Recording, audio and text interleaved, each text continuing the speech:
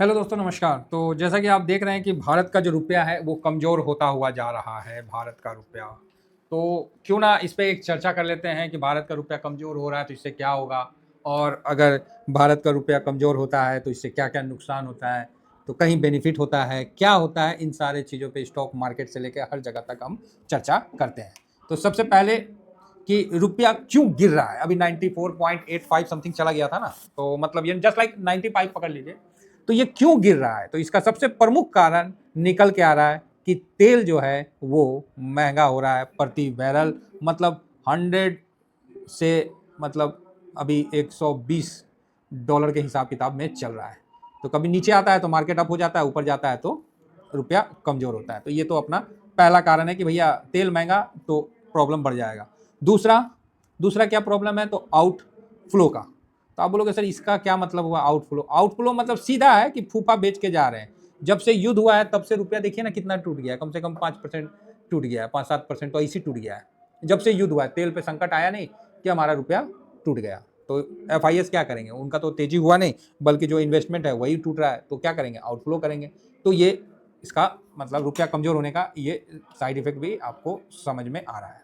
साथ में अभी डॉलर मजबूत हो रहा है अमेरिका का, वहाँ पर ही लोगों का विश्वास हो रहा है कि जियोपॉलिटिकल टेंशन में जो अमेरिका अभी मजबूत हो रहा है, मतलब उसका डॉलर मजबूत हो रहा है, वो भी रुपया को कमज़ोर करने का एक बहुत बड़ा कारण निकल के सामने आ रहा है। आप देख सकते हैं कि यूएस का बॉन्ड यील्ड ये सब मजबूत हो रहा है, तो ये भी चीज़ें है। चौथा में आप समझ लो साहब कि जो बाज़ार में जो ट्रेड डिफिसिट हो रहा है ना, अर्थात बढ़ता व्यापार घाटा, जो ट्रेड डिफिसिट हो रहा है, बढ़ता व्यापार घाटा जो है, इस पे भी हम लोग को ध्यान रखना पड़ेगा, क्योंकि यहाँ पर ही भी आपको आयात अगर भारत ज़्यादा करने लग रहा है तो आप स्वाभाविक है कि आप घाटे में जा रहे हैं। विशेषकर तेल, इलेक्ट्रॉनिक, सोना, मतलब ये सब चीज़ है जो क्या है कि हम लोग आयात करते हैं और हमारा रुपया कमज़ोर होता चला जाता है। नेक्स्ट, अमेरिका टैरिफ, जो टैरिफ के कारण से पहले ही हम लोग 6 महीना से दुखी हो रखे थे। मतलब क्या बताएं, मतलब ऐसा पनौती लग जा रहा है ना, जो कि मतलब आज से पहले भारतीय मार्केट पे नहीं लगा था।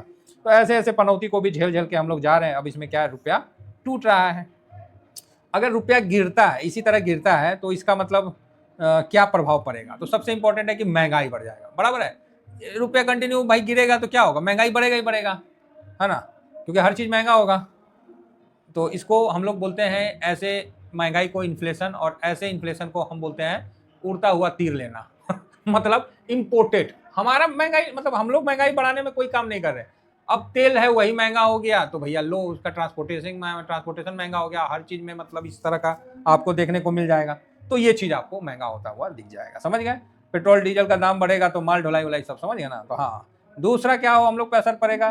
तो जो बच्चे वालों को विदेश पढ़ाने भेजते हैं ना, तो वहाँ भैया आपका रुपया कमजोर हो गया तो आपको पैसा और ज्यादा देना पड़ेगा। 1 लाख देना पड़ रहा होगा तो 1,20,000 देना पड़ेगा, 1,10,000। तो 10% टूटा है साल का तो 1,10,000 देना पड़ेगा। तो ये आपको देखने को आएगा सामने। नेक्स्ट, इलेक्ट्रॉनिक सामानों के दाम, मोबाइल, लैपटॉप और अन्य गैजेट के पुर्जे, समझ रहे, बाहर से आते हैं। अभी आप लोगों को पता है ना, एक रैम का दाम 17,000 था, उसका रैम का दाम पता है कितना चला गया? आप विश्वास नहीं करोगे। कोई रैम था, हम गए थे। एक्चुअली मुझे उतना आइडिया नहीं होता है, तो मेरे साथ जो मतलब रहते हैं ना, मतलब मेरा भाई है, वो लोग कर रखा है, वो लोग ऑलरेडी जॉब कर रहे हैं सब। तो मैं, वो लोग इंजीनियर वगैरह है, तो मैं बोलता बाबू चलो ना, तुम लोग इलेक्ट्रॉनिक से किया है, हम लोग को तो गए थे। तो जो हम लोग को रैम 18,000 का दे रहा था ना, उसका दाम आज के टाइम में 70,000। इतना भयानक मांगा भाई। हम बोला भैया नहीं नहीं आप अपना करवाइएगा। हम बोले ओ भाई छोड़ दे, रहने दे। हमको नहीं चाहिए। हम सोच रहे थे कि थोड़ा कंप्यूटर वम्प्यूटर थोड़ा बड़ा साड़ा कर ले। हम बोले भाई छोड़ दे यार, अपना तो ईटीएफ वाले लोग हैं, हम लोग को क्या करना, हम लोग तो मूड मॉल देख के ट्रेड करते हैं। बोला ना ना ना ना, पैसा बर्बाद नहीं करना, उससे अच्छा है कि हम इन्वेस्ट करके रखें तो ज़्यादा बेटर है, 2 पैसा बन भी सकता है। तो ये सिचुएशन है। तो मतलब आप समझ रहे हैं, लैपटॉप, गैजेट्स, मोबाइल फोन के पुर्जे जो है ना बाहर से आते हैं, तो उसकी कीमत बढ़ जाएंगे भाई। तेल महंगा हो जाएगा, ट्रांसपोर्टेशन महंगा हो जाएगा, डॉलर रुपया कमजोर हो गया तो हम लोग को पेड तो डॉलर में करना पड़ रहा है ना, क्योंकि डॉलर तो वो है। तो आप बोलोगे सर डी डॉलराइजेशन, ओ भाई साहब डी डॉलराइजेशन तो अभी भूल जाओ, अभी कहाँ डी डॉलराइजेशन है, अभी काहे का डी डॉलराइजेशन, अभी तो भाई पूरा एकदम आपके सामने है जो सिचुएशन है। तो नेक्स्ट अब आगे बढ़ते हैं। तो इसमें क्या होगा ना, शेयर बाजार पे भी बड़ा तगड़ा इफेक्ट होगा। जो मनी का है उसमें मतलब डिस्टर्बेंस हो जाएगा, फ्लो में ना अस्थिरता मतलब पैदा हो जाएगा, और डर का माहौल हो जाएगा, जो कि आप देख रहे हैं, जिसके कारण निवेशक अपना पोर्टफोलियो को लाल में देखते देखते थक जाएंगे और बोलेंगे भाग बेच दो। पता ना क्या हो जाएगा। हाँ, इसमें कुछ सेक्टर को फायदा होगा, जैसे आईटी, फार्मा, इन सेक्टर को यहाँ पर ही आपको बेनिफिट होता हुआ दिखेगा, जैसे आईटी सेक्टर, फार्मा सेक्टर, तो इन सेक्टर को बेनिफिट होता हुआ दिखेगा। तो ये एक अच्छी बात, तो क्या बोलेंगे, मतलब इनके लिए थोड़ा सा है। अब हम आते हैं कि भारत का रुपया कमजोर क्यों दिख रहा है, ये भी एक बड़ा इंपॉर्टेंट विषय है कि भाई साहब कमजोर काहे दिख रहा है डॉलर के मुकाबला।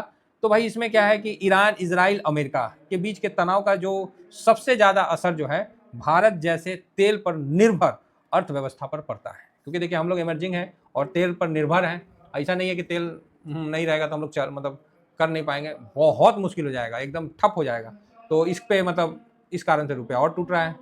उसके बाद आरबीआई का हस्तक्षेप, मतलब हालांकि आरबीआई ने तो अपना फॉरेक्स रिजर्व का उपयोग करके रुपया को संभालने का भी कोशिश किया है, एक तरह से $1,00,000 जो नहीं था किया तो है, लेकिन भाई साहब एफआईएस की जो बिकवाली है ना, उसके सामने भैया ऊंट के मुंह में जीरा वाला सिचुएशन आ रहा है।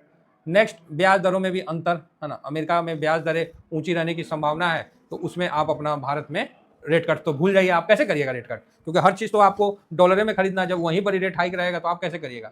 तो मतलब है कि बाजार मतलब जो पैसा जो है वो भारत से निकलकर अमेरिका जैसे बाजारों में चला जाएगा। तो ये सब कुल मिला के आपको ये रुपया का ये कारण है। तो आपको यहाँ मैंने तकरीबन सारा कारण आपको मोटा मोटी बता दिया कि भाई क्या क्या होता है, क्या क्या हो मतलब क्यों गिरा हुआ है। तो ये सब चीज़ आपको सामने में इसलिए रखा ना, क्योंकि आज भाई साहब रुपया ना अति कर दिया। तो आप बोलोगे अति कर दिया, हाँ भाई साहब कमज़ोर हो लिया भाई ढंग से।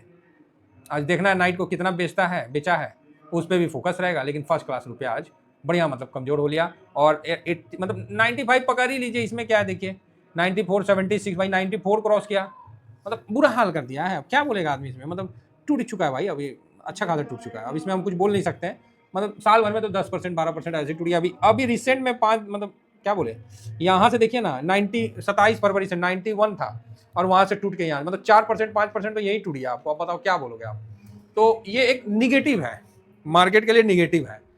तो अब आप बोलोगे सर निगेटिव है तो इसको कैसे समझे, भाई मैंने तो सब बता दिया जो आपको जानकारी लेना है। तो आप बोलिएगा सर जानकारी लेके कौन चीज़ करेंगे, अचार डालेंगे ये भी बात सही है। अरे भाई जानकारी लेके क्या करिएगा, कितना जानकारी लीजिएगा, वर्ल्ड में तो बहुत जानकारी है, क्या क्या जानकारी लीजिएगा, समझ रहे हैं। तो जिस तरह अब मेरे को आईटी के बारे में कुछ नहीं पता है, एक बात हम कह रहे हैं, आईटी का हमको नहीं पता है कि कंप्यूटर में कौन चिप लगता है, कौन बड़का चिप होता है, कौन छोटा चिप होता है, कौन मदरबोर्ड होता है, कौन फादरबोर्ड, भाई ना नहीं पता है। हाँ नॉर्मल है, हम लोग को काम करने आता है, काम में बस उतना ही आता है, विशेष हमको चीड़ फाड़ करके अंदर में उसका बैटरी चेंज, रैम चेंज, फलाना ठिकाना नहीं आता है।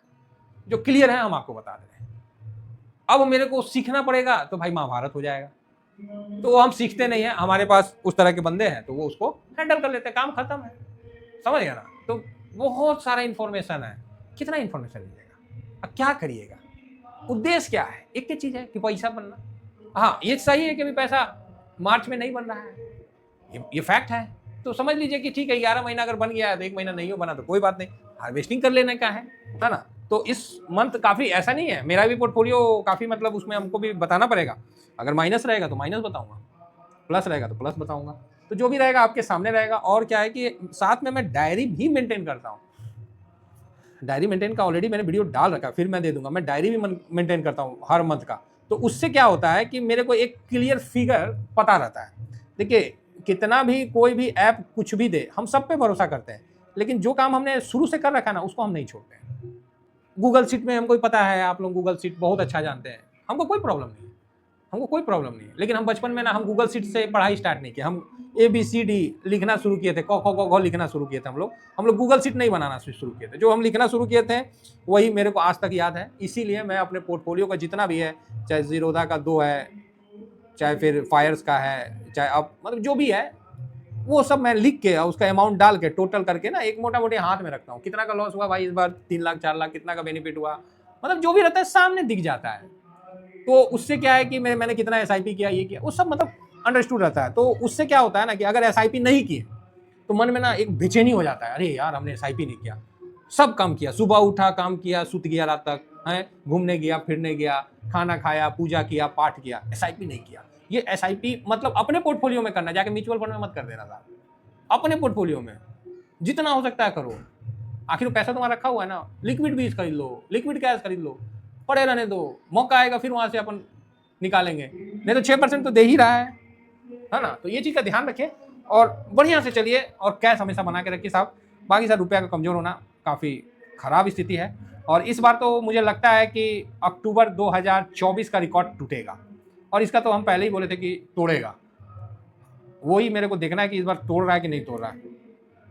अक्टूबर 2024 ये जो बिकवाली हुआ था 1,14,000, उसको तोड़ रहा है कि नहीं तोड़ रहा है। तो 1,07,000 तो हम लोग देखे ही थे, तो आज का आने दीजिए और ये क्लियर हो जाए। तोड़ेगा, 1,14,000 को तोड़ेगा भाई साहब। अब नहीं तोड़ेगा तो कब तोड़ेगा अब है ना, इतना बढ़िया मौका मिला है उन लोगों को, तो भाई तोड़ेगा। तो देखिए कब तोड़ता है। बाकी रुपया का कमजोर होना FIS को भारत में नहीं आने देगा। उसका पैसा है ना टूट जा रहा, कैसे आएगा बेचारा। तो बस देखिए, हम लोग को सब कुछ देख के चलना पड़ता है। दुश्मन मतलब जो बाहर से जो आते हैं अतिथि हैं, उनका भी ध्यान रखना पड़ता है। उनको फायदा हो रहा तभी ना आएंगे। आप किसी के पास जाइएगा, कुछ फायदा होगा तभी ना जाइएगा, जब फायदे नहीं होगा तो कौन सी जाइएगा, आप ही बताइए, बोलिए। तो उसी तरह जो रुपया टूट रहा है, तो काफ़ी इंडियन मार्केट को नुकसान हो रहा है। ये चीज़ आप भी देख रहे हैं। कारण तो मैंने सारा बता दिया। आप इसमें से एक कारण का भी निवारण नहीं कर सकते चाहे मैं एक कारण का भी निवारण नहीं कर सकता, आपको क्यों बोलूं, मैं अपने आप को बोलता हूं, एक भी कारण का निवारण मैं नहीं कर सकता। जो फैक्ट है वो मैं बता दिया, ठीक है। तो आप बोलोगे सर तो फिर क्या कर सकते हैं। कुछ नहीं कर सकता, सिर्फ अपने पोर्टफोलियो को ऊपर नीचे करने के अलावा मेरे हाथ में कुछ नहीं है। जो फैक्ट है क्लियर। इसीलिए शरीर में खून, पोर्टफोलियो में कैश, दोनों बराबर होना चाहिए। Thank you very much. जय हिंद, जय भारत।